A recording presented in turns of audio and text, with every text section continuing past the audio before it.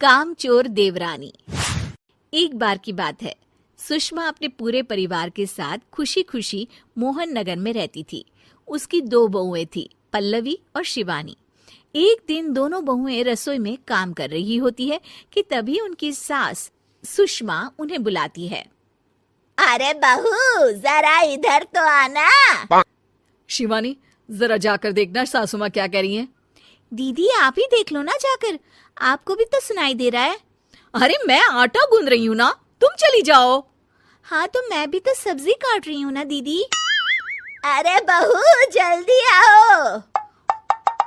ओह, ये तो जाएगी नहीं, मैं ही जाकर देखती हूँ कि क्या करना है।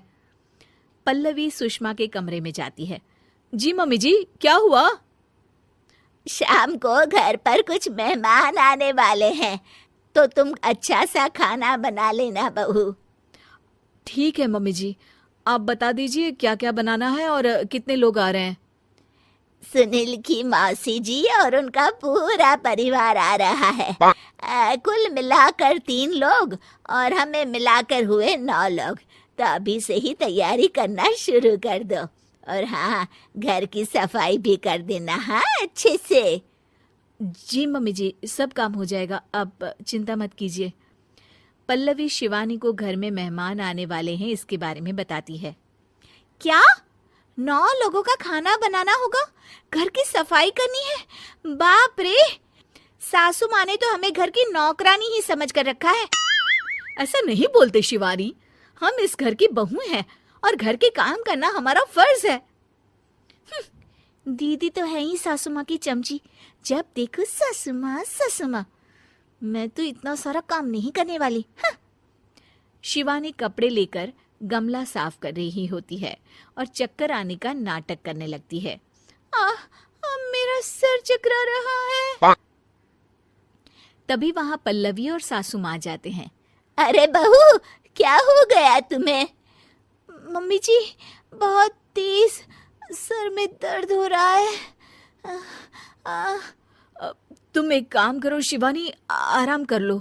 नहीं नहीं दीदी, घर में मेहमान आने वाले हैं, मुझे आपकी मदद करनी चाहिए।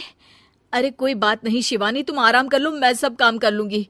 ठीक है दीदी, अगर आप इतना कह रही हैं तो आराम कर लेती हूँ। शिवानी आराम से अपने कमरे में मैगजीन पढ़ रही होती है। इसे कहते हैं आराम की जिंदगी। इतना सारा काम। चलो, सारा काम खत्म हो गया, शिवानी को देख आती हूँ। शिवानी अपने कमरे में ईयरफोन में गाने सुनते सुनते सो जाती है और उसके साइड में मैगजीन भी रखी होती है। पल्लवी वहां आ जाती है और वो सब देखती है। ओहो, तो मतलब सब काम चोरी का बहाना था। अभी बताती हूँ इसको। घर का सारा काम मुझे करना पड़ा और ये महारानी यहाँ मैगजीन पढ़ रही है, गाने सुन रही है। पल्लवी रसोई से एक प्लेट और चम्मच लेकर आती है और शिवानी को थाली बजाकर उठाने लगती है। शिवानी अचानक से उठती है। उठ गई महारानी, गाने भी सुन लिए, मैगजीन भी पढ़ ली। तुम तो बहुत बड़ी झूठी निकली शिवानी। तुमने सर दर्द का बहाना बनाया ताकि काम करने से बच सको। हाँ बनाया बहाना, तो क्या करती, इतने सारे काम करती। मुझे कोई शौक नहीं है चापलूसी का। क्या चापलूसी?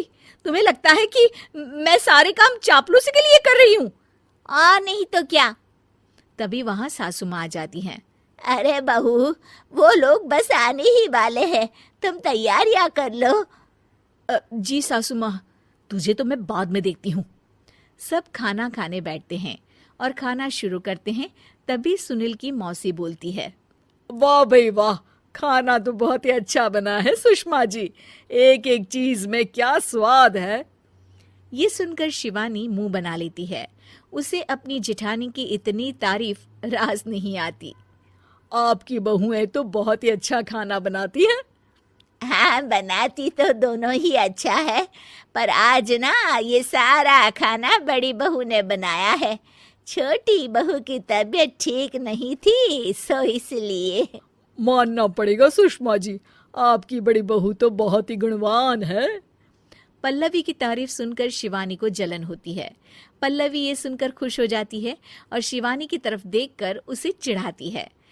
कुछ देर बाद मेहमानों के जाने का वक्त हो जाता है। मौसी जी सबके लिए उपहार लाई होती है। वो सबको शगुन के पैसे देती हैं और अंत में पल्लवी के पास आती है। तुम्हारे लिए शगुन का लिफाफा तो है ही, पर बहू तुम्हें एक और उपहार भी मिलेगा इतना अच्छा खाना बनाने के लिए। मौसी अपने सोने के कंगन निकालकर पल्लवी को पहना देती है।